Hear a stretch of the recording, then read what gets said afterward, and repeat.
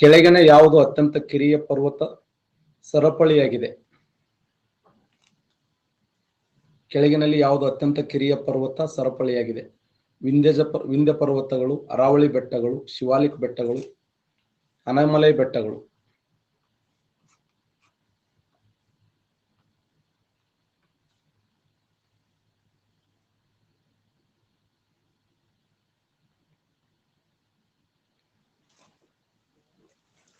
ಅತ್ಯಂತ ಕಿರಿಯ ಪರ್ವತಗಳು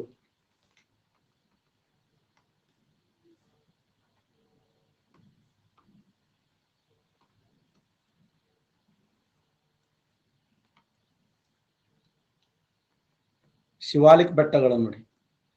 ಇವುಗಳನ್ನ ಪಾದ ಬೆಟ್ಟಗಳು ಅಂತ ಕರೀತಾರೆ.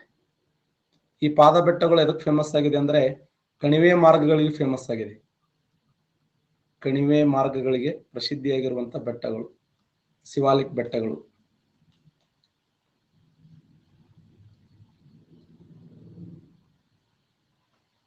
ಇವುಗಳಲ್ಲಿ ದಕ್ಷಿಣ ಭಾರತದ ಪರ್ವತಗಳು ಯಾವುವು? ದಕ್ಷಿಣ ಭಾರತದ ಪರ್ವತಗಳು ಪಶ್ಚಿಮ ಘಟ್ಟಗಳಲ್ಲಿ ಕಂಡುಬರುವಂತ ಆನೈಮಲೈ ಬೆಟ್ಟಗಳು. ಅಣ್ಣಾಮಲೈ ಬೆಟ್ಟಗಳಲ್ಲಿರುವಂತಹ ಆನೈಮುಡಿ ಶಿಖರ ಇದೆಯಲ್ಲ, ಆನೈಮುಡಿ ಶಿಖರ ಇದು ದಕ್ಷಿಣ ಭಾರತದ ಅತಿ ಎತ್ತರವಾಗಿರುವಂತಹ ಶಿಖರ. ಅಣ್ಣಾಮಲೈ ಬೆಟ್ಟಗಳಲ್ಲಿರುವಂತಹ ಆನೈಮುಡಿ ಶಿಖರ 2695 ಮೀಟರ್ ಎತ್ತರವಾಗಿದ್ದು ದಕ್ಷಿಣ ಭಾರತದ ಅತಿ ಎತ್ತರವಾಗಿರುವಂತಹ ಶಿಖರವಾಗಿದೆ. ಭಾರತದಲ್ಲಿನ ಕೆಳಗಿನ ಶಿಲಾ ವ್ಯವಸ್ಥೆಗಳಲ್ಲಿ ಯಾವುದು ಇತ್ತೀಚಿನದು? ವಿಂಧ್ಯ ಪರ್ವತಗಳು, ಕಡಾಪ್ ಬೆಟ್ಟಗಳು, ಧಾರವಾಡದ ಬೆಟ್ಟಗಳು, ಗೋಂಡ್ವಾನ್ ಬೆಟ್ಟಗಳು. Important question.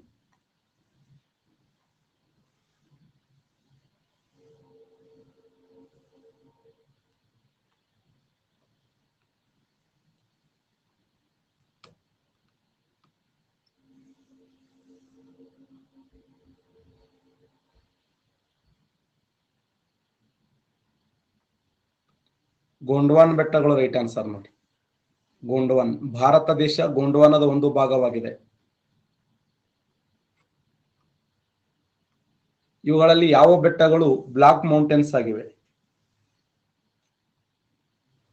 ಇವುಗಳಲ್ಲಿ ಯಾವ ಬೆಟ್ಟಗಳು ಬ್ಲಾಕ್ ಮೌಂಟೇನ್ಸ್ ಆಗಿವೆ ಅಂತಂದ್ರೆ ವಿಂಧ್ಯ ಪರ್ವತಗಳು ನೋಡಿ. ವಿಂಧ್ಯ ಪರ್ವತಗಳದಾವಲ್ಲ ಬ್ಲಾಕ್ ಮೌಂಟೇನ್ಸ್. ಭಾರತ ದೇಶದಲ್ಲಿ ವಿಂಧ್ಯ ಪರ್ವತಗಳಿಗೆ ಇವತ್ತು ವಿಂಧ್ಯ ಪರ್ವತಗಳಾಗಿರಬಹುದು, ಸಾತ್ಪುರ ಶ್ರೇಣಿಗಳಾಗಿರಬಹುದು, ಬಹುತೇಕ ಪಶ್ಚಿಮ ಘಟ್ಟದ ಕೆಲವು ಭಾಗ ಆಗಿರಬಹುದು. ಇವೆಲ್ಲ ಎಂಥ ಪರ್ವತಗಳಾಗಿದ್ದಾವಂದ್ರ ಬ್ಲಾಕ್ ಮೌಂಟೇನ್ಸ್ ಅಂತ ಕರಿತೀವಿ. ಸ್ತರಭಂಗ ಜನಿತ ಪರ್ವತಗಳು.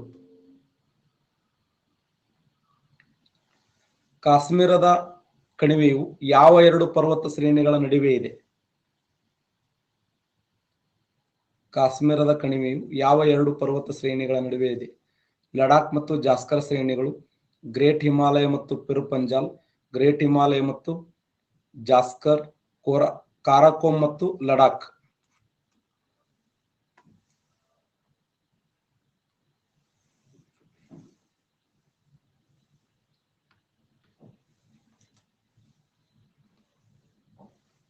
ಕಾಶ್ಮೀರದ ಕಣಿವೆ ಯಾವ ಎರಡು ಪರ್ವತ ಶ್ರೇಣಿಗಳ ನಡುವೆ ಇದೆ ಅಂತಂದ್ರೆ ಗ್ರೇಟ್ ಹಿಮಾಲಯ ಮತ್ತು ಪಿರುಪಂಜಾಲ್ ಶ್ರೇಣಿ ನೋಡಿ.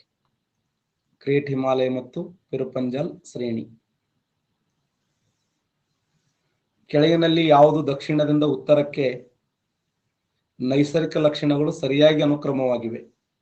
ದಕ್ಷಿಣದಿಂದ ಉತ್ತರಕ್ಕೆ ನೈಸರ್ಗಿಕವಾಗಿ ಜಾಸ್ಕರ ಶ್ರೇಣಿಗಳು, ಪಿರುಪಂಜಲ್ ಶ್ರೇಣಿಗಳು, ಲಡಾಖ್ ಶ್ರೇಣಿಗಳು, ಕಾರಾಕೋರಂ ಶ್ರೇಣಿಗಳು. ಪಿರುಪಂಜಲ್ ಶ್ರೇಣಿಗಳು, ಜಾಸ್ಕರ ಶ್ರೇಣಿಗಳು, ಲಡಾಖ್ ಶ್ರೇಣಿಗಳು, ಕಾರಾಕೋರಂ ಶ್ರೇಣಿಗಳು.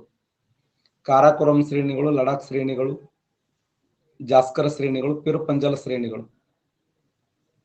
ಪಿರುಪಂಜಲ್ ಶ್ರೇಣಿಗಳು, ಲಡಾಖ್ ಶ್ರೇಣಿಗಳು, ಜಾಸ್ಕರ ಶ್ರೇಣಿಗಳು, ಕಾರಾಕೋರಂ ಶ್ರೇಣಿಗಳು. ಕರೆಕ್ಟ್ ಆನ್ಸರ್ ಮಾಡಿ ನೋಡೋಣ.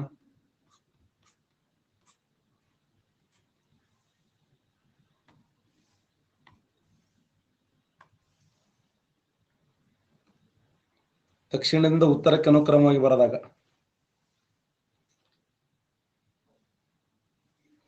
32% ಕರೆಕ್ಟ್ ಆನ್ಸರ್ ಮಾಡಿದ್ದೀರಿ.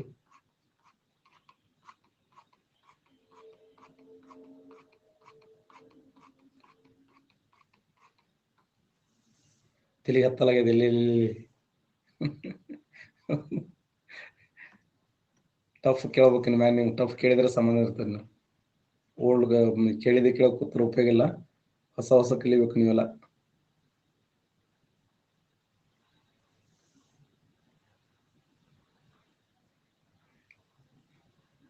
ಕಾರಾಕೋರಂ ಶ್ರೇಣಿಗಳದ ನೋಡಿ, ಆ ಕಾರಾಕೋರಂ ಶ್ರೇಣಿಗಳ ಕೆಳಗಡೆನೆ ಲಡಾಖ್ ಶ್ರೇಣಿಗಳದ. ನಿಮ್ಗೆ ಹೇಳಿ, ನಾ ಇದನ್ನ ಮಾರ್ಕ್ ಮಾಡಿನೂ ಕೂಡ ಹೇಳಿನಿ. ಕಾರಾಕೋರಂ ಶ್ರೇಣಿಗಳ ಕೆಳಗಡೆ ಜಾಸ್ಕರ್ ಶ್ರೇಣಿಗಳದ. ಜಾಸ್ಕರ್ ಆದ್ಮೇಲೆ ಪಿರುಪಂಜಾಲ್ ಶ್ರೇಣಿ. ಕಾರಾಕೋರಂ ಶ್ರೇಣಿ, ಲಡಾಖ್ ಶ್ರೇಣಿ, ಜಾಸ್ಕರ್ ಶ್ರೇಣಿ, ಜಾಸ್ಕರ್ ಶ್ರೇಣಿ, ಪಿರುಪಂಜಾಲ್ ಶ್ರೇಣಿ. KLJP ಅಂತ ನೆನ್ಪಿಡಿ. ಕಾರಾಕೋರಂ ಶ್ರೇಣಿ, ಲಡಾಖ್ ಶ್ರೇಣಿ, ಜಾಸ್ಕರ್ ಶ್ರೇಣಿ, ಪಿರುಪಂಜಾಲ್ ಶ್ರೇಣಿ. ಉತ್ತರ ಭಾರತದಿಂದ ದಕ್ಷಿಣ ಭಾರತಕ್ಕೆ ಶ್ರೇಣಿಗಳನ್ನು ಅನುಕ್ರಮವಾಗಿ ಬರೆದಾಗ ಕಾರಾಕೋರಂ ಶ್ರೇಣಿ ಮತ್ತು ಜಾಸ್ಕರ್ ಲಡಾಖ್ ಶ್ರೇಣಿಗಳ ಮಧ್ಯೆ ಹರಿಯುವ ನದಿ ಯಾವುದು? ಕಾರಾಕೋರಂ ಶ್ರೇಣಿ ಮತ್ತು ಲಡಾಖ್ ಶ್ರೇಣಿಗಳ ಮಧ್ಯೆ ಹರಿಯುವ ನದಿ ಯಾವುದು? ಎಕ್ಸಲೆಂಟ್, ಸಿಂಧೂ ನದಿ ಇಲ್ಲ ಮತ್ತೆ.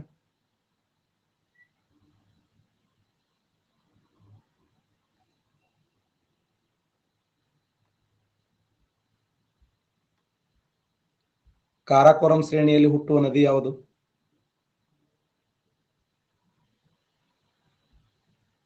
ಕಾರಾಕೋರಂ ಶ್ರೇಣಿಯಲ್ಲಿ ಹುಟ್ಟುವಂತ ನದಿ ಯಾವುದಂದ್ರೆ ಸಿಯಾಚಿನ್. ಸಿಯಾಚಿನ್ ಭಾರತ ದೇಶದ ಅತ್ಯಂತ ಉದ್ದವಾಗಿರುವಂತ ನದಿಯಾಗಿದೆ.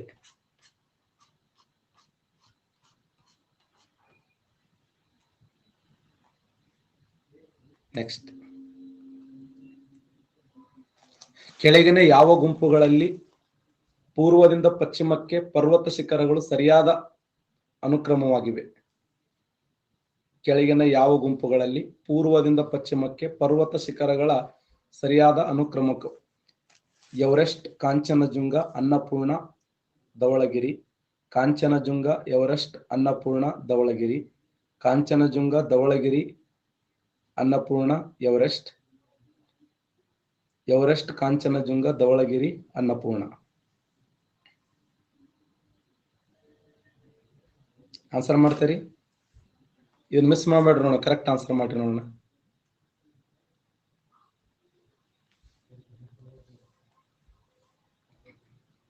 ಪೂರ್ವದಿಂದ ಪಶ್ಚಿಮಕ್ಕೆ ಪರ್ವತಗಳನ್ನು ಅನುಕ್ರಮವಾಗಿ ಬರದಾಗ, ಅಂದ್ರೆ ಪೂರ್ವದಿಂದ ಪಶ್ಚಿಮಕ್ಕೆ ಬರಬೇಕು. ಪೂರ್ವದಿಂದ ಪಶ್ಚಿಮಕ್ಕೆ ಬರದಾಗ ಹೈಟ್ ಎಲ್ಲ ನಾನು ಹೈಟ್ಗೆ ತಕ್ಕಂತೆ ಕೇಳ್ತಾ ಇಲ್ಲ. ಪೂರ್ವದಿಂದ ಪಶ್ಚಿಮಕ್ಕೆ ಬಂದಾಗ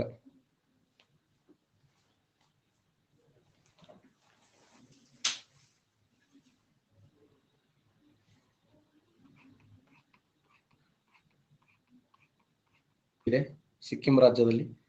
ಕಾಂಚನಜುಂಗ ಆದಮೇಲೆ ನೆಕ್ಸ್ಟ್ ಮೌಂಟ್ ಎವರೆಸ್ಟ್ ಇದೆ. ಮೌಂಟ್ ಎವರೆಸ್ಟ್ ಆದಮೇಲೆ ಅನ್ನಪೂರ್ಣ ಇದೆ, ಧವಳಗಿರಿ ಇದೆ. ಶಿಖರಗಳನ್ನು ಅನುಕ್ರಮವಾಗಿ ಬರದಾಗ ಇವು ಪೂರ್ವದಿಂದ ಪಶ್ಚಿಮಕ್ಕೆ.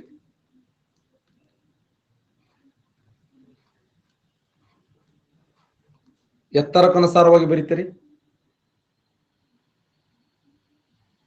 ಎತ್ತರಕ್ಕನುಸಾರವಾಗಿ ಬರೋದ ಯಾವ್ದಾಗ್ತ ಹೇಳ್ರಿ?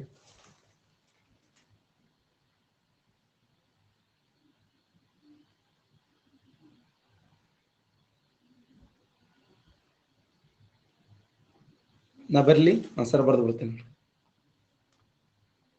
Mount Everest,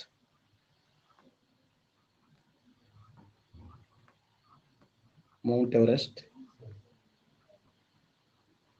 Kanchenjunga, Kanchenjunga, ಮಾಕಲು, Dhavalagiri, ಮಾನ್ಸಲು, ಮಾನ್ಸಲು, ಚೊಯ್ಯು, ನಂಗಪರ್ವತ, ನಂಗಪರ್ವತ,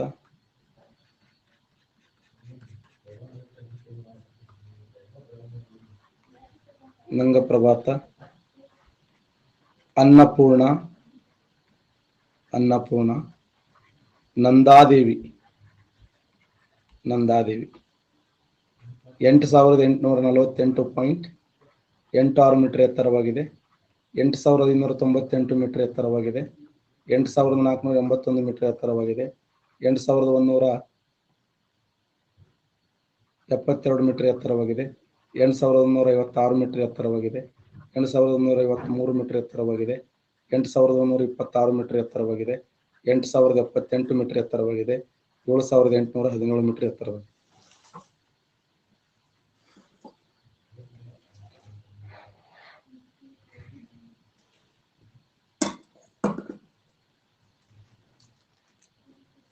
K2 ಹೊರ ಹಿಮಾಲಯದಲ್ಲಿ ಬರ್ತದೆ. K2 ಇಲ್ಲಿ ತರಬೇಡಪ್ಪ ಅಂತ ನೀನು 1000 ಸಲ ಹೇಳಿ.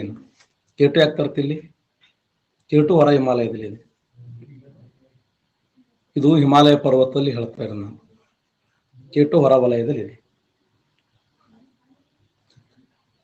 ಹೊರ ಹಿಮಾಲಯದಲ್ಲಿ. ಮೌಂಟ್ ಎವರೆಸ್ಟ್, ಕಾಂಚನಜುಂಗ, ಮಾಕಲು, ಧವಳಗಿರಿ, ಮಾನಸಲು, ಚೊಯ್ಯು, ನಂಗ ಪರ್ವತ, ಅನ್ನಪೂರ್ಣ, ನಂದಾದಿ ಇವೆಲ್ಲ ಏನಪ್ಪಾ ಅಂತಂದ್ರೆ ಹಿಮಾಲಯ ಪರ್ವತಗಳಲ್ಲಿರುವಂತ ಶಿಖರಗಳು. ಹೊರ ಹಿಮಾಲಯದಲ್ಲಿ K2 ಇದೆ. K2 ಕಂಡು ಬರುವುದು ಹೊರ ಹಿಮಾಲಯದಲ್ಲಿ. ಪೂರ್ವ ಹಿಮಾಲಯಕ್ಕೆ ಹೋಲಿಸಿದರೆ ಪಶ್ಚಿಮ ಹಿಮಾಲಯದಲ್ಲಿ ಮರದ ರೇಖೆಯ ಎತ್ತರವ ಮೌಲ್ಯವು ಟಿಮ್ ಆಗಿದೆ. ಇನ್ನಷ್ಟು ಆಗಿದೆ, ಕಡಿಮೆ ಆಗಿದೆ, ಅದೇ ಆಗಿದೆ, ಸಂಬಂಧವಿಲ್ಲದ ಮೆರಿಯಬಲ್. ಪೂರ್ವ ಹಿಮಾಲಯಕ್ಕೆ ಹೋಲಿಸಿದರೆ ಪಶ್ಚಿಮ ಹಿಮಾಲಯದಲ್ಲಿ ಮರದ ರೇಖೆ, ಟ್ರೀ ಲೈನ್ಸ್, ಎತ್ತರದ ಮೌಲ್ಯ ಇನ್ನಷ್ಟು ಎತ್ತರವಾಗಿದೆ, ಕಡಿಮೆಯಾಗಿದೆ, ಅದೇ ಆಗಿದೆ, ಸಂಬಂಧವಿಲ್ಲದಾಗಿದೆ. UPSC ಮೇನ್ಸ್ ನೋಡಿ ಕ್ವಶನ್. ಕಡಿಮೆ ಆಗಿದೆ, ಅಲ್ಲಿ ಹೋಲಿಕೆ ಮಾಡಿದ್ರೆ ಏನಾಗ್ತದೆ ಅಂದ್ರೆ ಕಡಿಮೆ ಆಗುತ್ತದೆ. ಇದು ಆನ್ಸರ್ ಗೊತ್ತಿತ್ತ ನಿಮ್ಗೆ? ಗೊಂಬೆ ಚಿತ್ರ ನೋಡಿ. ಕಳೆದ ಕ್ಲಾಸ್ನಲ್ಲಿ ನಾವು ಅರಣ್ಯ ಸಂಪನ್ಮೂಲಗಳ ಬಗ್ಗೆ ಡಿಸ್ಕಸ್ ಮಾಡಿದ್ದೆವು. ಇವತ್ತು ಕರ್ನಾಟಕ ರಾಜ್ಯದ ಜಿಯೋಗ್ರಫಿಯಲ್ಲಿ ಇನ್ನೊಂದು ಅತ್ಯಂತ ಮುಖ್ಯವಾಗಿರುವಂತಹ ಅಧ್ಯಯನವನ್ನು ಡಿಸ್ಕಸ್ ಮಾಡೋಣ. ಅದು ಕರ್ನಾಟಕ ರಾಜ್ಯದ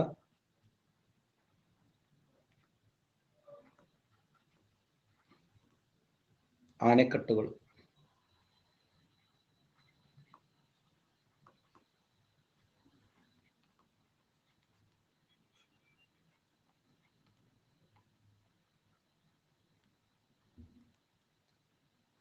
ಮಳೆ ನೀರನ್ನ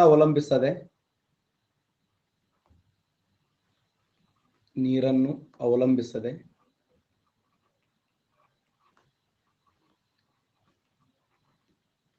ಕೃತಕ ನೀರಿನ ಮೂಲಗಳಾದ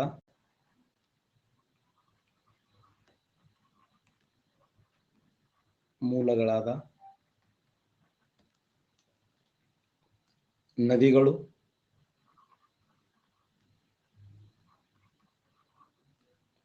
ಉಪನದಿಗಳು, ನದಿಗಳ ಮೂಲಕ, ಉಪನದಿಗಳ ಮೂಲಕ,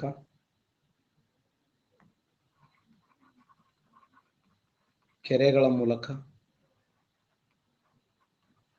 ಕಾಲುವೆಗಳ ಮೂಲಕ ನೀರನ್ನು ಪಡೆದು ಕೃಷಿಯನ್ನು ಮಾಡುವಂತ ವಿಶೇಷವಾದ ಕಲೆಗೆ ಏನಂತ ಕರೀತಾರೆ ಅಂದ್ರೆ ನೀರಾವರಿ ಅಂತ ಕರೀತಾರೆ. ನದಿಗಳ ಮೂಲಕ, ಉಪನದಿಗಳ ಮೂಲಕ, ಕೆರೆಗಳ ಮೂಲಕ, ಕಾಲುವೆಗಳ ಮೂಲಕ ನೀರನ್ನು ಪಡೆದು ಕೃಷಿಯನ್ನು ಮಾಡುವಂತ ವಿಶೇಷವಾದ ಕಲೆಗೆ ನೀರಾವರಿ ಅಂತ ಕರಿತೀವಿ. ಮಳೆ ನೀರನ್ನ ಅವಲಂಬಿಸದೆ ಕೃತಕ ನೀರಿನ ಮೂಲಗಳ ಮೂಲಕ ನೀರಾವರಿಯನ್ನು ಮಾಡುವುದು. ನೀರಾವರಿ ಯೋಜನಾ ಆಯೋಗ ಏನ್ ಹೇಳಿದೆ ಅಂದ್ರೆ ನೀರಾವರಿಯನ್ನ 3 ಪ್ರಕಾರದಲ್ಲಿ ವಿಂಗಡಿಸಿದೆ. ಯೋಜನಾ ಆಯೋಗದ ಪ್ರಕಾರ ನೀರಾವರಿಯನ್ನ 3 ಭಾಗಗಳನ್ನಾಗಿ ವಿಂಗಡಿಸಿದೆ.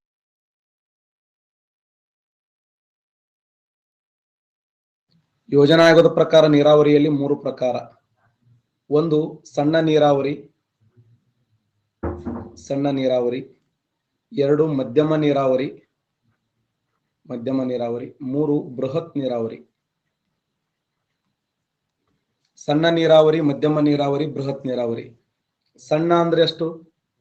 2,000 ಹೆಕ್ಟೇರ್ಗಿಂತ ಕಡಿಮೆ ಭೂಮಿಗೆ ನೀರುಣಿಸಿದರೆ ಅದನ್ನು ಸಣ್ಣ ನೀರಾವರಿ ಅಂತ ಕರಿತೀವಿ. ಮಧ್ಯಮ ನೀರಾವರಿ ಅಂದ್ರೆ ಎಷ್ಟು? 2,000 ಹೆಕ್ಟೇರ್ಗಿಂತ ಹೆಚ್ಚು, 10,000 ಹೆಕ್ಟೇರ್ಗಿಂತ ಕಡಿಮೆ.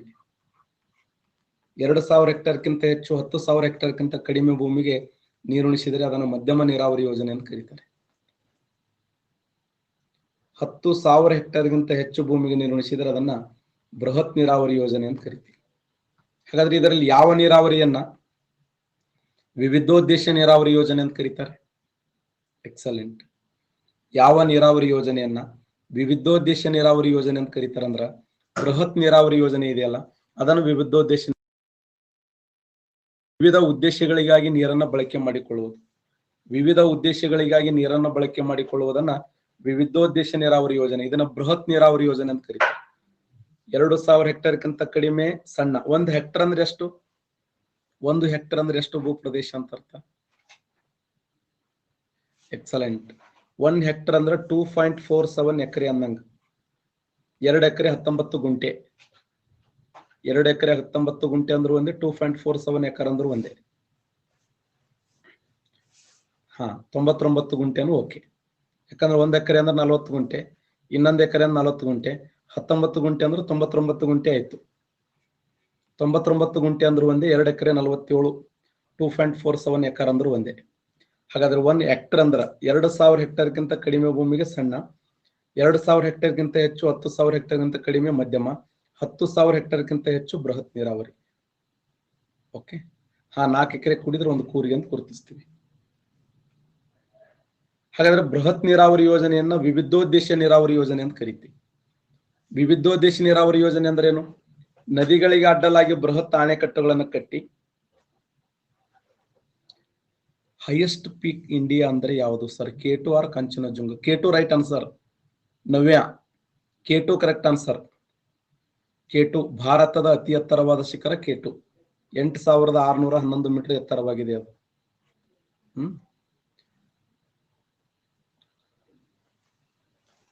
ಬಟ್ ಕಾರಾಕೋರಂ ಶ್ರೇಣಿಯಲ್ಲಿ ಕಂಡು ಬರುತ್ತದೆ K2,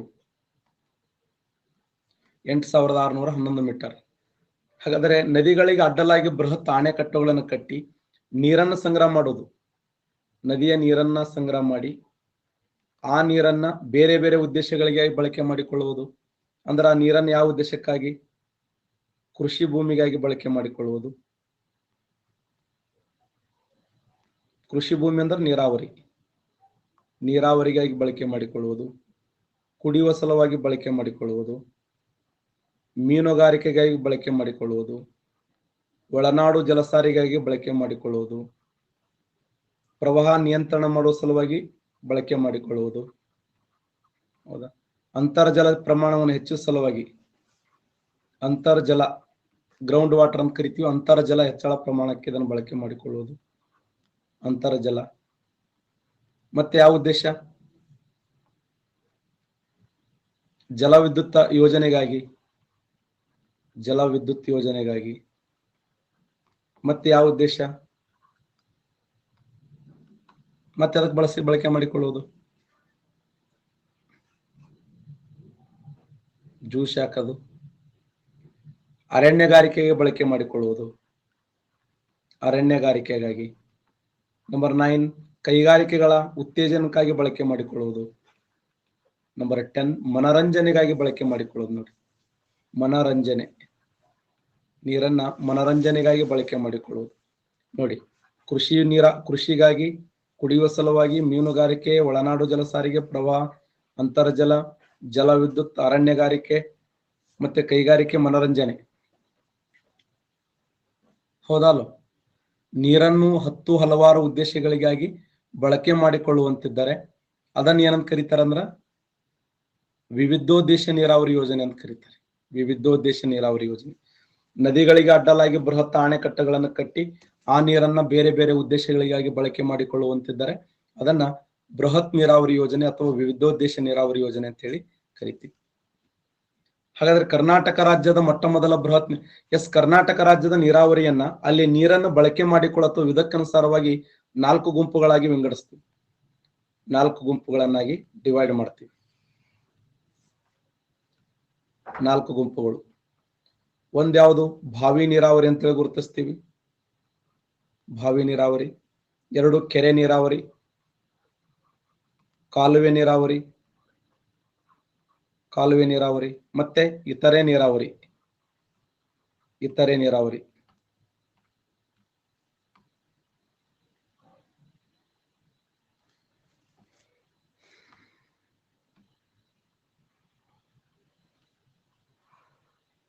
ಬಾವಿ ನೀರಾವರಿ ಪ್ರಮಾಣ ಎಷ್ಟಿದೆ ಕರ್ನಾಟಕ ರಾಜ್ಯದಲ್ಲಿ?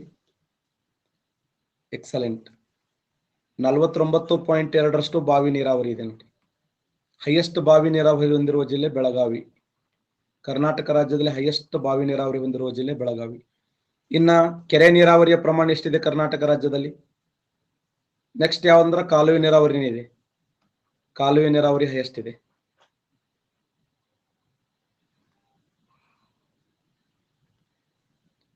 ಕಾಲುವೆ ನೀರಾವರಿ ಪ್ರಮಾಣ ಎಷ್ಟಿದೆ? ಕಾಲುವೆ ನೀರಾವರಿ ಹೈಯೆಸ್ಟ್ ರಾಯಚೂರು ಇದೆ ನೋಡಿ.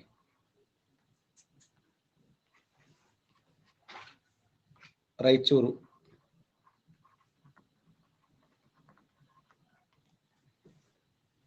ಕೆರೆ ನೀರಾವರಿ ಹೈಯೆಸ್ಟ್ ಯಾವುದು? ಶಿವಮೊಗ್ಗ. ಕೆರೆ ನೀರಾವರಿಯ ಪ್ರಮಾಣ ಎಷ್ಟಿದೆ ಕರ್ನಾಟಕ ರಾಜ್ಯದಲ್ಲಿ? ಕೆರೆ ನೀರಾವರಿಯ ಪ್ರಮಾಣ ಎಸ್ ಬಸವರಾಜ್ ಕರೆಕ್ಟ್ ಆನ್ಸರ್. 5.6%. 5.6%. ಇತರೆ ನೀರಾವರಿ ಪ್ರಮಾಣ ಎಷ್ಟಿದೆ? 12% ಇದೆ ನೋಡಿ. 12% ಇತರೆ ನೀರಾವರಿ. 49.2%, 5.6% and 12%. 8 5 7 5 2 7 7 1 9 16 ಕೈಲ ಬಂತು 1 66. ಉಳಿದದ್ದು ಎಷ್ಟದಲ್ಲ ಅದು ಒಂದು ನೋಡಿ. 2 33. 33.2%. 33.2% ಇದೆಯಲ್ಲ, ಎಲ್ಲ ಆಗ್ತದೆ. ಯಾಕಾಗಲ್ಲ? 100 ಆಗ್ತದೆ. 10 ಕೈಲ ಬಂತು 1. ಎಲ್ಲಾರು ದೇವಸ್ಥಾವಲ್ಲ ಇವು ಗಣಿತ ಬರ್ಲಾರ್ದು ನೋಡಿ. 49.2% ಬಾವಿ ನೀರಾವರಿ ಇದೆ. 5.6% ಕೆರೆ ನೀರಾವರಿ ಇದೆ. 33.2% ಏನು ರಾಯಚೂರು ಕಾಲುವೆ ನೀರಾವರಿ ಇದೆ. ಇನ್ನು ಇತರೆ ನೀರಾವರಿ ಅಂದ್ರೆ ಯಾವ್ದಿಲ್ಲಿ? ಹನಿ ನೀರಾವರಿ ಮತ್ತು ತುಂತುರು ನೀರಾವರಿ ಅಂತ ಹೇಳಿ ಗುರುತಿಸ್ತೀವಿ. ಹನಿ ನೀರಾವರಿ ಮತ್ತು ತುಂತುರು ನೀರಾವರಿ. ನೋಟ್ಸ್ ಮಾಡ್ಕೊಳ್ಳಿ ಚೆನ್ನಾಗಿ. 2% ಬಾವಿ ನೀರಾವರಿ. ಬಾವಿಗಳಲ್ಲಿ 2 ಪ್ರಕಾರ. ಒಂದು ತೆರೆದ ಬಾವಿಗಳು, ಇನ್ನೊಂದು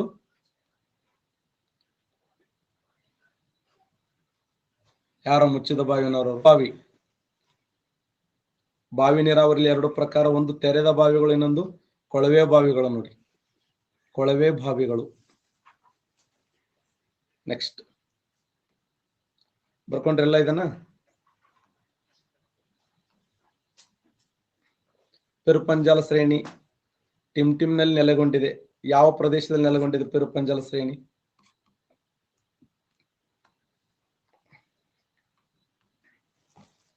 ಅರುಣಾಚಲ ಪ್ರದೇಶದಲ್ಲಿ ನೆಲೆಗೊಂಡಿದೆ.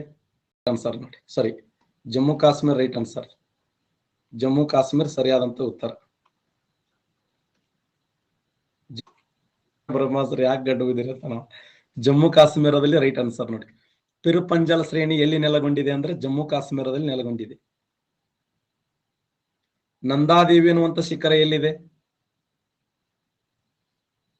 ನಂದಾದೇವಿ ಅನ್ನುವಂಥ ಶಿಖರ ಎಕ್ಸಲೆಂಟ್ ಉತ್ತರಾಖಂಡದಲ್ಲಿದೆ ನೋಡಿ. ಉತ್ತರಾಖಂಡದಲ್ಲಿ.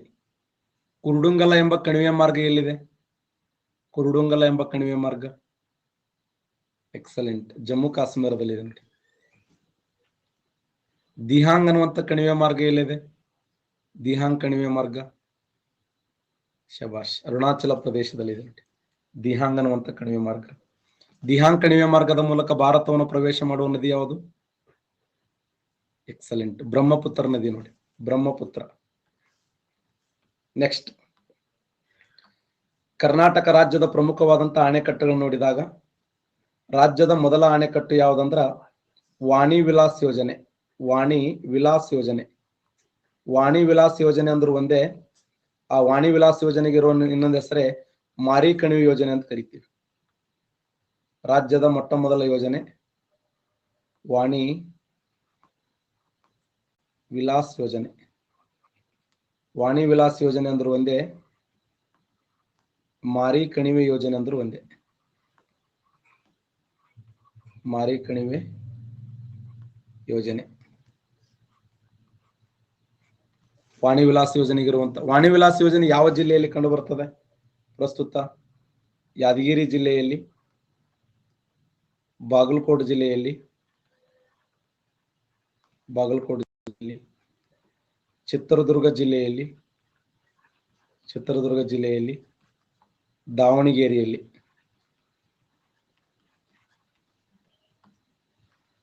ಕರೆಕ್ಟ್ ಆನ್ಸರ್ ಮಾಡಿ ನೋಡೋಣ. ವಾಣಿ ವಿಲಾಸ್ ಅನ್ನುವಂತ ಅಣೆಕಟ್ಟು ಯಾವ ಜಿಲ್ಲೆಯಲ್ಲಿ ಕಂಡು ಬರುತ್ತದೆ?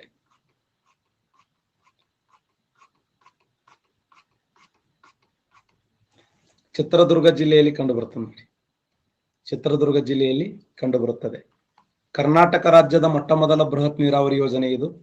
ಯಾವ ವರ್ಷ ಆರಂಭಗೊಂಡಿತ್ತು ಅಂದ್ರೆ 1897ರಲ್ಲಿ ಆರಂಭಗೊಂಡು 1907ರಲ್ಲಿ ಎಂಡ್ ಆಗಿದೆ. ನಮ್ಮ ರಾಜ್ಯದಲ್ಲಿ ಅತ್ಯಂತ ಕಡಿಮೆ ಮಳೆ ಬೀಳುವಂತ ಜಿಲ್ಲೆ ಅಂದ್ರೆ ಚಿತ್ರದುರ್ಗ. ಇಡೀ ಕರ್ನಾಟಕ ರಾಜ್ಯದಲ್ಲಿ ಅತ್ಯಂತ ಕಡಿಮೆ ಮಳೆ ಬೀಳುವ ಜಿಲ್ಲೆಯಾಗಿರುವಂತ ಚಿತ್ರದುರ್ಗ ಜಿಲ್ಲೆಯ ಹಿರಿಯೂರು ತಾಲೂಕಿನ ನೋಡಿ, ಚಿತ್ರದುರ್ಗ ಜಿಲ್ಲೆಯ ಹಿರಿಯೂರು ತಾಲೂಕಿನ ಯಾವ ಸ್ಥಳ ಅಂದ್ರ ಮಾರಿ ಕಣಿವೆ ಎನ್ನುವಂತ ಸ್ಥಳ. ಮಾರಿ ಕಣಿವೆ. ಚಿತ್ರದುರ್ಗ ಜಿಲ್ಲೆ ಹಿರಿಯೂರು ತಾಲೂಕಿನ ಮಾರಿ ಕಣಿವೆ ಎಂಬ ಸ್ಥಳದಲ್ಲಿ ಸುಮಾರು 50 ಮೀಟರ್ ಎತ್ತರವಾಗಿರುವಂತ ಗಾರೆಗಲ್ಲಗಳಿಂದ ಕೂಡಿದಂತ ಅಣೆಕಟ್ಟು ಇದು. ಸುಮಾರು 50 ಮೀಟರ್ ಎತ್ತರವಾಗಿದೆ, 450 ಮೀಟರ್ ಉದ್ದವಾಗಿದೆ. ಇದು 450 ಮೀಟರ್ ಉದ್ದ, 50 ಮೀಟರ್ ಎತ್ತರವಾಗಿರುವಂತಹ ಅಣೆಕಟ್ಟು. ಈ ಅಣೆಕಟ್ಟಿನ ಮೂಲಕ 25,000 ಎಕರೆ ಭೂಮಿಗೆ ನೀರಾವರಿ ಸೌಲಭ್ಯವನ್ನು ಕಲ್ಪಿಸಲು ಸಾಧ್ಯ ಇದೆ. ಇದು ನೋಡ್ಲಕ್ಕೆ ಯಾವ ಆಕಾರದಲ್ಲಿ ಅಂದರೆ ಇಂಡಿಯಾ ಮ್ಯಾಪ್ ನೋಡಿದಂಗೆ ಅನಿಸ್ತದೆ. India map. ಯಾವ ನದಿಗೆ ಅಡ್ಡಲಾಗಿ ಕಟ್ಟಲಾಗಿದೆ ಅಂತಂದ್ರೆ ವೇದಾವತಿ ನದಿಗೆ ಅಡ್ಡಲಾಗಿ ಕಟ್ಟಲಾಗಿದೆ. ವೇದಾವತಿ ಎಂಬುದು ಯಾವ ನದಿಯ ಉಪನದಿಯಾಗಿದೆ? ಯಾರು ಹೇಳ್ತೀರಿ?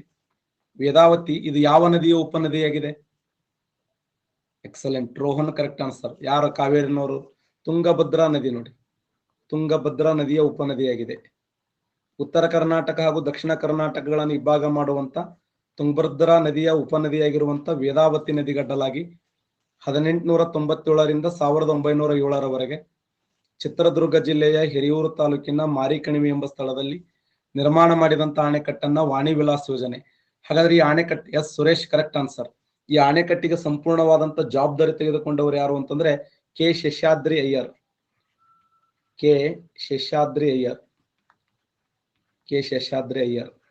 ಅವರು ಈ ಸಂದರ್ಭದಲ್ಲಿ ದಿವಾನರಾಗಿದ್ರು. ಕೆ ಶೇಷಾದ್ರಿ ಅವರು ದಿವಾನರಾಗಿದ್ರು.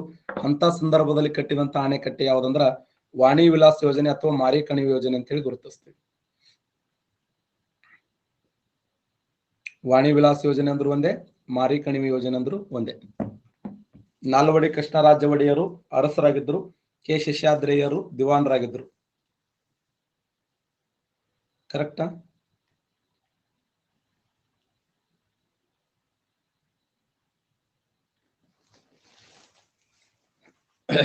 ಓಕೆ, ನೆಕ್ಸ್ಟ್ ಹೋಗೋಣ.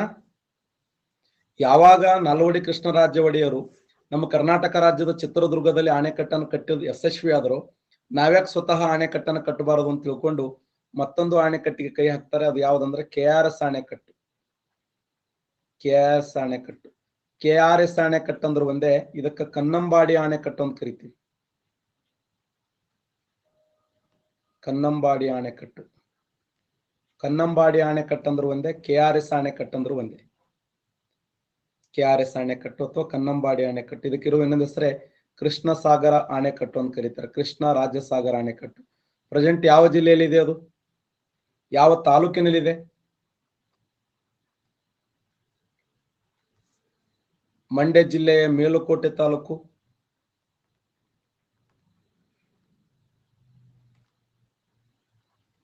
KR ಪೇಟೆ, ಮುಳವಳ್ಳಿ, ಶ್ರೀರಂಗಪಟ್ಟಣ. ಯಾವ ತಾಲೂಕಿನಲ್ಲಿ ಕಂಡು ಬರ್ತದೆ ಇದು KRS ಅಣೆಕಟ್ಟು? ಮೇಲುಕೋಟೆ ತಾಲೂಕಿನಲ್ಲಿ, KR ಪೇಟೆ, ಮುಳವಳ್ಳಿ, ಶ್ರೀರಂಗಪಟ್ಟಣ.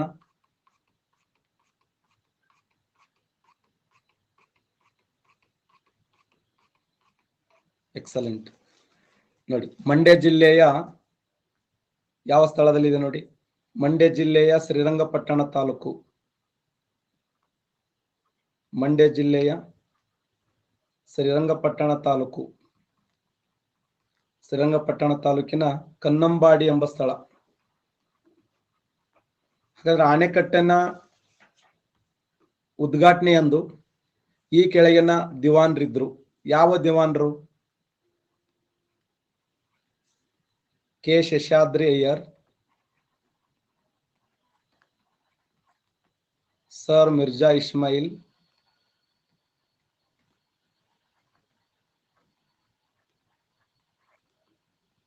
Anandrao, sir M Visvesvaraya. ಅಣೆಕಟ್ಟಿನ ಉದ್ಘಾಟನಾ ಸಮಾರಂಭದಲ್ಲಿದ್ದಂತ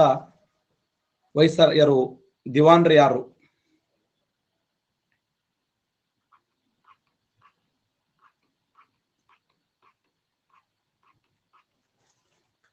ಅಂದ್ರೆ ನಿಮ್ಗೆ ಇನ್ನ ಸಿಂಪಲ್ ಇವೆಲ್ಲ ಕ್ವಶನ್ಗಳು, ಸಿಂಪಲ್ ಕ್ವಶನ್ಗಳು ಇನ್ನ ನೋಟ್ಸ್ ಮಾಡ್ಕೋಬೇಕು. ಅವೆಲ್ಲ ಇಂಪಾರ್ಟೆಂಟೇ, ಸಿಂಪಲ್ ಡೇಂಜರ್ ಇವೆಲ್ಲ.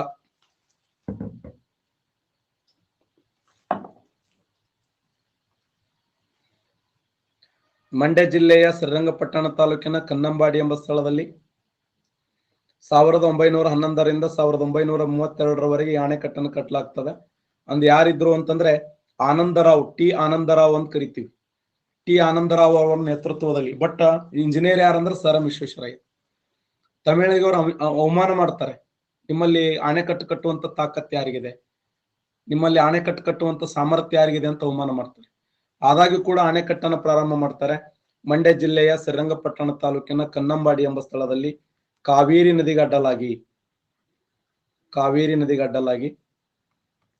ಈ ಅಣೆಕಟ್ಟಿನ ಉದ್ದ ಎಷ್ಟಿದೆ? ಅಣೆಕಟ್ಟಿನ ಉದ್ದ ಎಷ್ಟಿದೆ? Excellent, 2621 metre ಉದ್ದರವಾಗಿದೆ. ಹೈಟ್ ಎಷ್ಟಿದೆ? ಅಣೆಕಟ್ಟಿನ ಹೈಟ್, ಎತ್ತರ? Very good. ಅಣೆಕಟ್ಟಿನ ಎತ್ತರ ಎಷ್ಟಿದೆ ಅಂತಂದ್ರೆ 45 ಮೀಟರ್ ಎತ್ತರವಾಗಿದೆ. 43 TMC ನೀರಿನ ಸಂಗ್ರಹ ಸಾಮರ್ಥ್ಯ ಹೊಂದಿದೆ ನೋಡಿ. 43 TMC ನೀರಿನ ಸಂಗ್ರಹ ಸಾಮರ್ಥ್ಯ ಹೊಂದಿದ್ದು ಸುಮಾರು 1.77 ಲಕ್ಷ ಹೆಕ್ಟೇರ್ ಭೂಮಿಗೆ ನೀರಾವರಿ ಸೌಲಭ್ಯ ಕಲ್ಪಿಸ್ತದೆ. 1.77 ಲಕ್ಷ ಹೆಕ್ಟೇರ್ ಭೂಮಿಗೆ ನೀರಾವರಿ ಸೌಲಭ್ಯವನ್ನು ಕಲ್ಪಿಸ್ತದೆ. ಸುಮಾರು 152 ಸ್ವಯಂ ಚಾಲಿತ ಬಾಗಿಲುಗಳದಾವೆ. ಸ್ವಯಂ ಚಾಲಿತ ಬಾಗಿಲುಗಳ ವಿಶೇಷ ಏನು ಅಂತಂದ್ರೆ ಪ್ರಪಂಚದಲ್ಲಿ ಸ್ವಯಂ ಚಾಲಿತ ಬಾಗಿಲುಗಳನ್ನು ಒಳಗೊಂಡಂತ ಮೊದಲ ಅಣೆಕಟ್ಟು ಅಂದ್ರೆ ಅದು ಕನ್ನಂಬಾಡಿ ಅಣೆಕಟ್ಟು. ನೀರಿನ ಪ್ರಮಾಣ ಜಾಸ್ತಿ ಆದ್ರೆ ಆಟೋಮೆಟಿಕ್ ಬಾಗಿಲುಗಳು ಓಪನ್ ಆಗ್ತಾವೆ ನೋಡಿ. ನೀರಿನ ಪ್ರಮಾಣ ಜಾಸ್ತಿ ಆದ್ರೆ ಆಟೋಮೆಟಿಕ್ ಬಾಗಿಲುಗಳು ಓಪನ್ ಆಗುವ ಜಗತ್ತಿನ ಅತ್ಯಂತ ಪ್ರಸಿದ್ಧವಾದಂತಹ ಅಣೆಕಟ್ಟು ಅಂದ್ರೆ ಅದು ಕನ್ನಂಬಾಡಿ ಅಣೆಕಟ್ಟು. ಅದಕ್ಕೆ ಅವರಿಗೆ ಸರ್ ಎಂ ವಿಶ್ವೇಶ್ವರಯ್ಯ ಅವರಿಗೆ ಸರ್ ಅಂತ ಬಿರುದು ಕೊಟ್ಟರು. ಬ್ರಿಟಿಷರು ಸುಮ್ಮನೆ ಕೊಡ್ಲಿಲ್ಲ, ಕೈಸರ್ ಈ ಹಿಂದನು ಪ್ರಶಸ್ತಿ ಕೊಟ್ಟರು. ಕರ್ನಾಟಕದಲ್ಲಿ ಭಾರತ ರತ್ನ ಪ್ರಶಸ್ತಿ ಪಡೆದ ಪ್ರಥಮ ಕನ್ನಡಿಗ. ಅವ್ರ ಹುಟ್ಟುಹಬ್ಬವನ್ನು ಇಂಜಿನಿಯರ್ ದಿನವನ್ನೇ ಆಚರಣೆ ಮಾಡ್ತಾರೆ. ಇಂಜಿನಿಯರಿಂಗ್ ಎಷ್ಟು ಚೆನ್ನಾಗಿ ಅಧ್ಯಯನ ಮಾಡಿದ್ರು ಅವ್ರು ವಿಚಾರ ಮಾಡ್ರಿ. ಅವ್ರು ಎಷ್ಟು ಅದರ ತಲ್ಲೀನರಾಗಿದ್ರು. ಮಚ್ಚ ಅಲ್ಲಿ ಹೋಗಂಬ, ಮಚ್ಚ ಇಲ್ಲಿ ಹೋಗಂಬ, ಮಚ್ಚಿ ಅಲ್ಲಿ ಹೋಗಂಬ, ಅವು ಯಾವೂ ಇಲ್ಲ ಅಲ್ಲಿ. ಆಗಿನ ಕಾಲದಾಗ ಅವರು ಪ್ರಾಮಾಣಿಕವಾಗಿ ಅಧ್ಯಯನ ಮಾಡಿದ ಸಲುವಾಗಿನೇ ಇವತ್ತ ಅವರ ಹುಟ್ಟುಹಬ್ಬವನ್ನ ನಾವೇನು ಅಧ್ಯಯನ ಮಾಡ್ತೀವಿ ಅಂತಂದ್ರೆ ಇಂಜಿನಿಯರಿಂಗ್ ದಿನವನ್ನಾಗಿ ಅಧ್ಯಯನ ಮಾಡ್ತೀವಿ. ಯಾವ ದಿನ ಅಂತಂದ್ರೆ ಸೆಪ್ಟೆಂಬರ್ ಎಷ್ಟನೇ ತಾರೀಕು? 15 ನೋಡಿ, ಸೆಪ್ಟೆಂಬರ್ 15.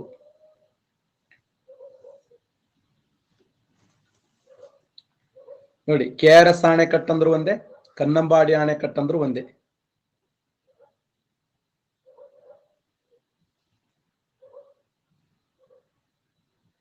ಈ ಅಣೆಕಟ್ಟಿನ ಸುತ್ತಲೂ ಸುಂದರವಾದ ಬೃಂದಾವನ ನಿರ್ಮಾಣ ಮಾಡಿದವರು ಯಾರು?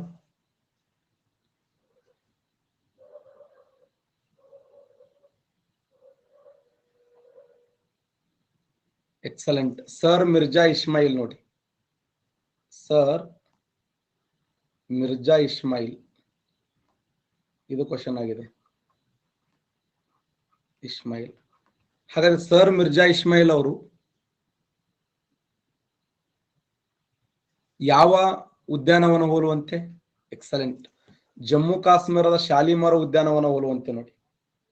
ಜಮ್ಮು ಕಾಶ್ಮೀರದ ಶಾಲಿಮಾರ ಉದ್ಯಾನವನ ಹೋಲುವಂತೆ. ಜಮ್ಮು ಕಾಶ್ಮೀರದ ಶಾಲಿಮರ ಉದ್ಯಾನವನ ಹೋಲುವಂತೆ ಶಾಲಿಮರ ಉದ್ಯಾನವನ ಹೋಲುವಂತ ಸುಂದರವಾದ ಬೃಂದಾವನ ನಿರ್ಮಾಣ ಮಾಡಿದರು. ಆಣೆಕಟ್ಟಿನ ಸುತ್ತಲೂ ಬೃಂದಾವನ ನಿರ್ಮಾಣ ಮಾಡ್ತಾರೆ. ಇಡೀ ವಿಶ್ವದಲ್ಲಿ ಮರೆಯಲಾರದಂತ ಅದ್ಭುತವಾಗಿರುವಂತ ಬೃಂದಾವನ ಇದು. ಕರೆಕ್ಟಾ? ಈ ಬೃಂದಾವನ ನೋಡಿ ಗಾಂಧೀಜಿಯವರಂತ ಅಂದ್ರತ್ತ, ನಾನು ಕಂಡಂತೆ ಇದು ನಿಜವಾದಂತ ಅದ್ಭುತವಾದಂತ ದೃಶ್ಯ ಅಂದ್ರತ್ತವ್ರು. ಗಾಂಧೀಜಿಯವರು ನಿಜವಾದ ರಾಮರಾಜ್ಯ ಅಂತ ಕರೀತಾರ ಅವ್ರು. ನಿಜವಾದ ರಾಮರಾಜ್ಯ. ನಾ ಕಂಡಂತ ನಿಜವಾದ ರಾಜರ್ಷಿ ಯಾರಂದ್ರ ನಾಲ್ವಡಿ ಕೃಷ್ಣರಾಜ ಒಡೆಯರು. ಎಸ್, ರಾಜರ್ಷಿ ಅಂದ್ರೆ ನಾಲ್ವಡಿ ಕೃಷ್ಣರಾಜ ಒಡೆಯರು. ರಾಮರಾಜ್ಯ ಯಾವ್ದಂದ್ರ ಮೈಸೂರು ಅಂತ. ಗಾಂಧೀಜಿ ಅಲ್ಯಾಕ್ ಬಂದಿದ್ದ ಅವ್ರಿಗೆ ಗೊತ್ತದು. 1927ರಲ್ಲಿ ವಿಶ್ರಾಂತಿಗಾಗಿ ನಂದಿ ಬೆಟ್ಟಕ್ಕೆ ಬಂದಿದ್ರು. ಅವ್ರಿಗೆ ಕೇಳ್ಬೇಕು ನೀವು, ಯಾಕೆ ಬಂದಿದ್ರು, ಏನು ಎಂತ.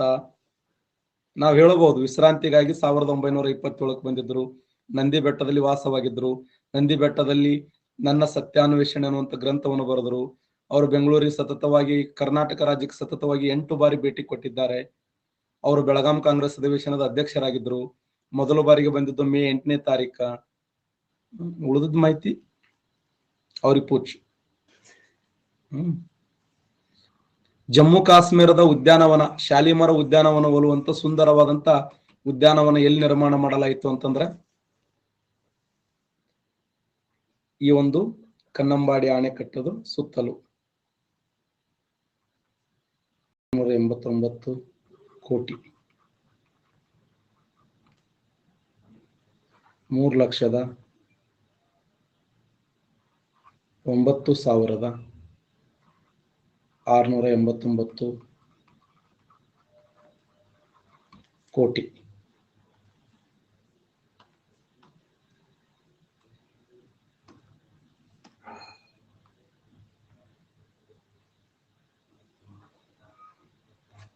ಕೋಟಿ 2023-2024 ಕರ್ನಾಟಕದ ಬಜೆಟಿನ ಗಾತ್ರ ಎಷ್ಟು?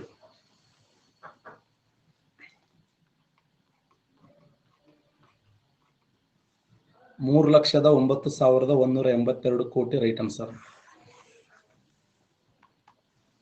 3,09,182 ಕೋಟಿ 2023 ಮತ್ತು 24ನೇ ಸಾಲಿನ ಬಜೆಟಿನ ಒಟ್ಟು ಗಾತ್ರ. ಪಶ್ಚಿಮ ಘಟ್ಟಗಳು,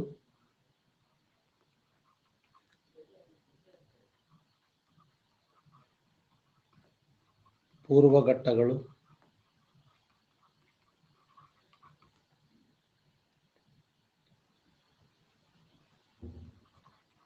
ಜೋಗಿಮಟ್ಟಿ,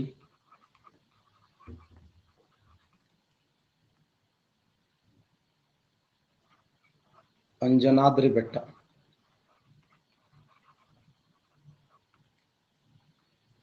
ಈ ಬೆಟ್ಟ, ಇವುಗಳಲ್ಲಿ ಯಾವ ಬೆಟ್ಟಗಳಿಗೋಸ್ಕರ 100 ಕೋಟಿ ರೂಪಾಯಿ ಅಮೌಂಟ್ ಅನ್ನ ಬಜೆಟ್ ನಲ್ಲಿ ಮೀಸಲಿಟ್ಟಿದೆ?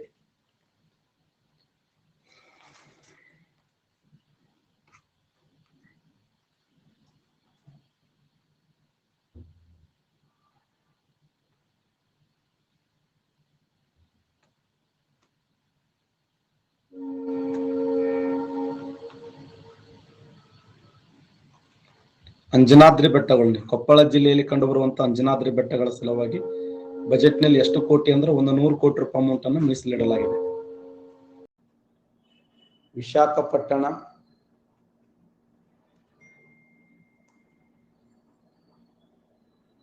ಕೊಚ್ಚಿನ ಬಂದರ.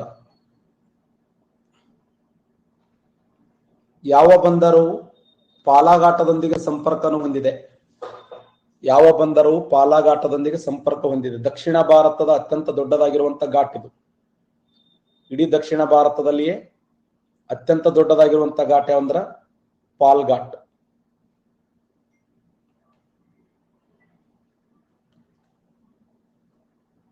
ಕೊಚ್ಚಿನ ಬಂದರದೊಂದಿಗೆ ಸಂಪರ್ಕ ಹೊಂದಿದೆ ನೋಡಿ. ಪಾಲ್ ಘಾಟ್ ಎಂಬುದು ಯಾವ ಬಂದರದೊಂದಿಗೆ ಸಂಪರ್ಕವನ್ನು ಹೊಂದಿದೆ ಅಂತಂದ್ರೆ ಕೊಚ್ಚಿನ ಬಂದರದೊಂದಿಗೆ ಸಂಪರ್ಕವನ್ನು ಹೊಂದಿದೆ. Important question. ಯಾವ ಬಂದರವನ್ನ ಪೂರ್ವ ಕರಾವಳಿಯ ಒಡವೆ ಎಂದು ಕರೆಯುತ್ತಾರೆ? ಯಾವ ಬಂದರವನ್ನು? PSI, ಕಲ್ಯಾಣ ಕರ್ನಾಟಕ PSI ಕೇಳಿದಂತ ಪ್ರಶ್ನೆ ಇದು. ಯಾವ ಬಂದರವನ್ನ ಪೂರ್ವ ಕರಾವಳಿಯ ಒಡವೆ ಎನ್ನುವರು? ಯಾವ ಬಂದರವನ್ನ ಪೂರ್ವ ಕರಾವಳಿಯ ಒಡವೆ ಎನ್ನುವರು ಅಂದ್ರ ವಿಶಾಖಪಟ್ಟಣಂ ನೋಡಿ. ಈ ವಿಶಾಖಪಟ್ಟಣ ಎಂಬ ಬಂದರ ಇದೆ ಅಲ್ಲ, ಅದನ್ನು ಪೂರ್ವ ಕರಾವಳಿಯ ಒಡವೆ ಎಂದು ಕರೆಯುತ್ತಾರೆ. ಯಾವ ಬಂದರವನ್ನ ಭಾರತದ ಗಣರಾಜ್ಯೋತ್ಸವದ ಕಾರ್ಯಕ್ರಮದಲ್ಲಿ ಸ್ತಬ್ಧ ಚಿತ್ರವಾಗಿ ಪ್ರದರ್ಶನ ಮಾಡಲಾಯಿತು? ಯಾವ ಬಂದರವನ್ನ ಭಾರತದ ಗಣರಾಜ್ಯೋತ್ಸವದ ಕಾರ್ಯಕ್ರಮದಲ್ಲಿ ಸ್ತಬ್ಧ ಚಿತ್ರವನ್ನಾಗಿ ಪ್ರದರ್ಶನ ಮಾಡಲಾಗಿದೆ? ಸ್ತಬ್ಧ ಚಿತ್ರವನ್ನಾಗಿ ಪ್ರದರ್ಶನ ಮಾಡಲಾಗಿದೆ ಅಂದ್ರ ಕಲ್ಕತ್ತಾ ಬಂದರ ನೋಡಿ. ಯಾವ ಬಂದರವನ್ನ ಶ್ಯಾಮ್ ಪ್ರಕಾಶ್ ಮುಖರ್ಜಿ ಬಂದರ ಎನ್ನುವರು? ಯಾವ ಬಂದರವನ್ನ ಶ್ಯಾಮ್ ಪ್ರಕಾಶ್ ಮುಖರ್ಜಿ ಬಂದರ ಎಂದು ಕರೆಯುತ್ತಾರೆ?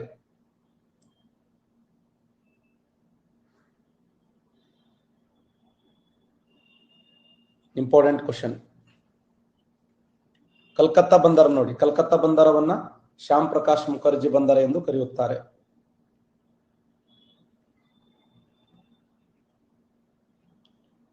ಎಂಟು, 6, 7,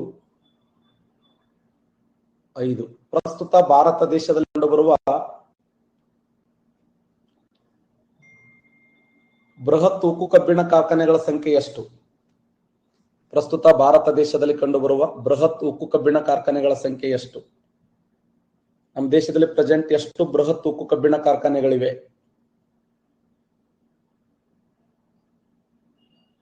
ಪ್ರಸ್ತುತ ಭಾರತ ದೇಶದಲ್ಲಿ ಎಷ್ಟು ಬೃಹತ್ ಉಕ್ಕು ಕಬ್ಬಿಣ ಕಾರ್ಖಾನೆಗಳಿವೆ ಅಂದ್ರ ಟೋಟಲ್ 9 ಅದ ನೋಡಿ. 9 ಪ್ರಸ್ತುತ ಭಾರತ ದೇಶದಲ್ಲಿ ಕಂಡುಬರುವ ಉಕ್ಕು ಕಬ್ಬಿಣ ಕಾರ್ಖಾನೆಗಳು. ಆಕ್ಚುಲಿ 1907ರಲ್ಲಿ ಟಿಸ್ಕೋ ಒಂದು, 1919ರಲ್ಲಿ ಇಸ್ಕೋ, 1923ರಲ್ಲಿ ವಿಸ್ಕೋ, 1955ರಲ್ಲಿ ರೂರ್ಕೆಲಾ, 56ರಲ್ಲಿ ದುರ್ಗಾಪುರ, 57ರಲ್ಲಿ ಬಿಲಾಯಿ, 64ರಲ್ಲಿ ಬೊಕ್ಯಾರೋ, 1972ರಲ್ಲಿ ವಿಶಾಖಪಟ್ಟಣ, 1982ರಲ್ಲಿ ಸೇಲಂ, 2000ದಲ್ಲಿ ಜಿಂದಾಲ್. ಟೋಟಲ್ ಎಷ್ಟದಾವ್ ನೋಡಿ, ಎಣಸ್ರಿ. 1, 2, 3, 4, 5, 6, 7, 8, 9, 10. ಟೋಟಲ್ ಎಷ್ಟದಾವ? 10 ಅದಾವೆ.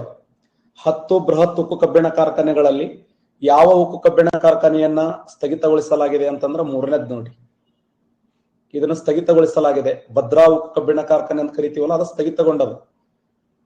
ಅದನ್ನ ಬಿಟ್ರೆ ಇವೆಲ್ಲ ಟಿಸ್ಕೋ ಉಕ್ಕು ಕಬ್ಬಿಣ ಕಾರ್ಖಾನೆ, ಇಸ್ಕೋ ಕಬ್ಬಿಣ ಕಾರ್ಖಾನೆ, ರೂರ್ಕೆಲಾ, ದುರ್ಗಾಪುರ, ಬಿಲಾಯಿ, ಬೊಕ್ಯಾರೋ, ವಿಶಾಖಪಟ್ಟಣ, ಸೇಲಂ ಮತ್ತೆ ಜಿಂದಾಲ್, ಇವೆಲ್ಲ ನಮ್ಮ ದೇಶದಲ್ಲಿ ಕಂಡು ಬರುವಂತ ಬೃಹತ್ ಉಕ್ಕು ಕಬ್ಬಿಣ ಕಾರ್ಖಾನೆಗಳೇ.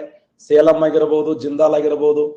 ಈಗ ವಿಶೇಷ ಏನಂತಂದ್ರೆ ಈ 9ರಲ್ಲಿ 3 ಪ್ರೈವೇಟ್ ಅದಾವೆ. 3 ಪ್ರೈವೇಟ್ ಯಾವಂದ್ರ ಟಿಸ್ಕೋ ಪ್ರೈವೇಟ್ ಇದೆ, ಜಿಂದಾಲ್ ಪ್ರೈವೇಟ್ ಇದೆ, ಸೇಲಂ ಪ್ರೈವೇಟ್ ಇದೆ. ಉಳಿದೆಲ್ಲ ಗೌರ್ಮೆಂಟೇ. ಭಾರತ ದೇಶದಲ್ಲಿ ಕಂಡು ಬರುವಂತ ಬೃಹತ್ ಉಕ್ಕು ಕಬ್ಬಿಣ ಕಾರ್ಖಾನೆಗಳನ್ನು ನೋಡಿದಾಗ ಎಸ್, ಗೌರ್ಮೆಂಟ್ ವಲಯದ ಉಕ್ಕು ಕಬ್ಬಿಣ ಕಾರ್ಖಾನೆಗಳನ್ನು ಕಂಟ್ರೋಲ್ ಮಾಡೋರು ಯಾರು?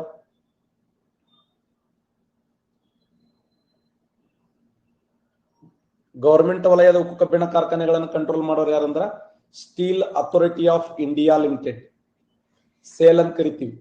Steel Authority of India Limited, sale.